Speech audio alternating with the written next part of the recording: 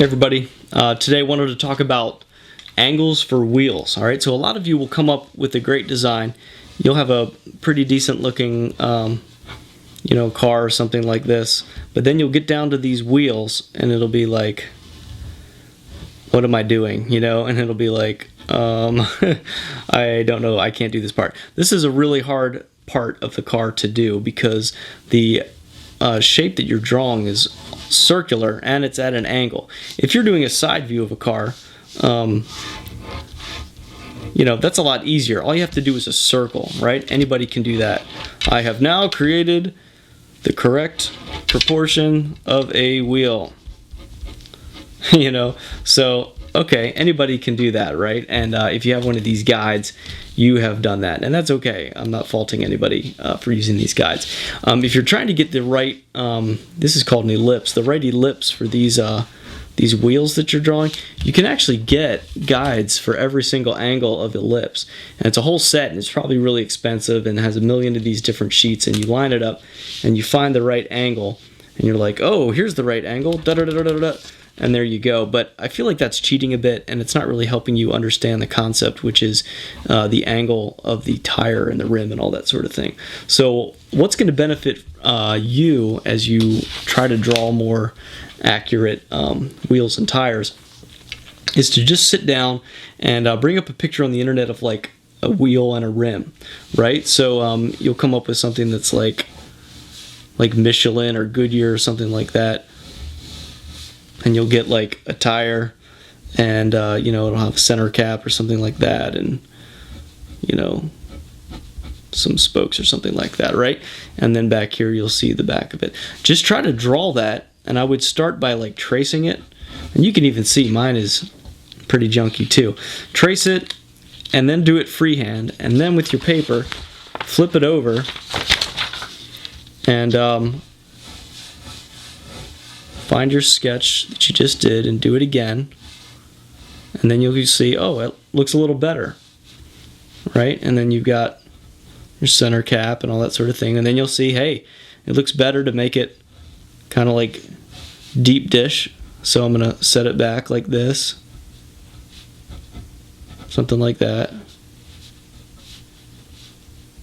Okay, and then you'll get to draw the treads and how they do the treads and all that sort of thing, and just practice doing that, because then if you get the feel for that, it's easy to just bring in your car like that, bring it around, and just throw down all this other stuff around it.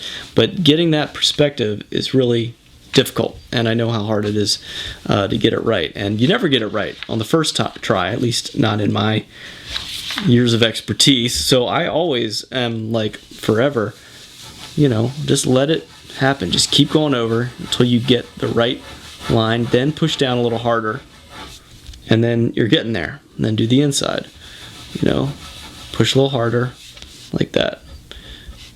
So that's another method that you'll want to do, is the whole like scribble a circle for 45 minutes and then just push down when you feel you're at the right ellipse. So what you could do in terms of practice is try doing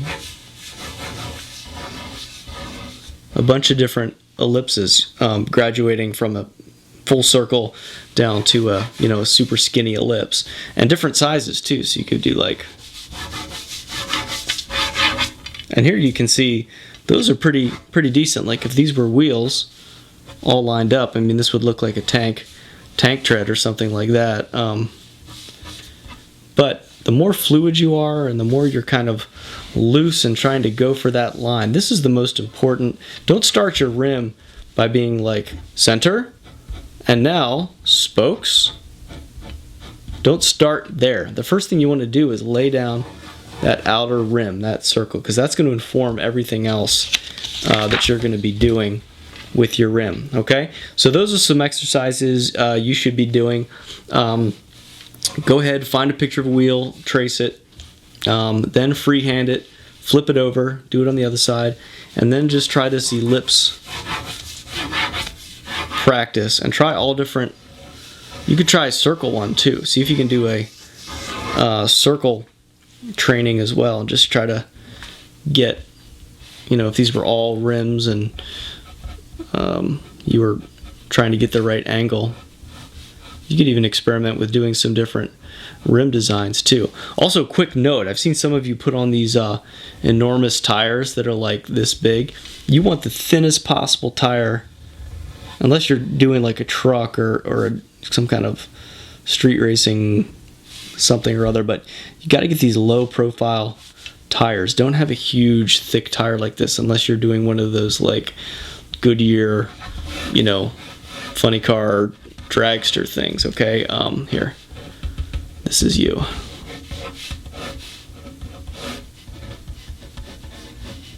That's the funny car picture for you. That's for free.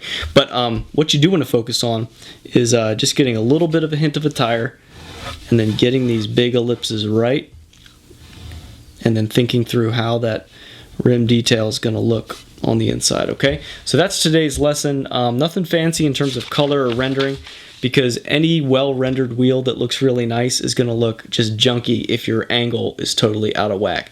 So here's how not to do it. Don't put your hand down and be like, oh, that's pretty good, I'll go with that. I only see one line there. What I want to see is like 90 lines, right? I want you to keep going and going and going until you feel that the angle is right. Then bring it out. And this is where there's actually an advantage to doing it with pencil.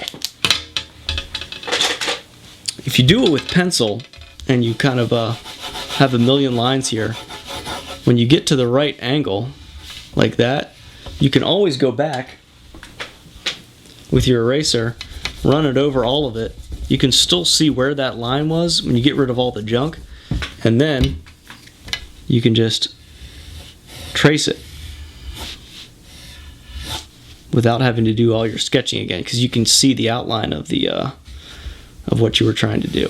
So anyway, that's an example too of another kind of method that you could use. I don't know why I keep drawing rims like this. They look like giant teeth, like Billy Bob, and this is Billy Bob from the top, right?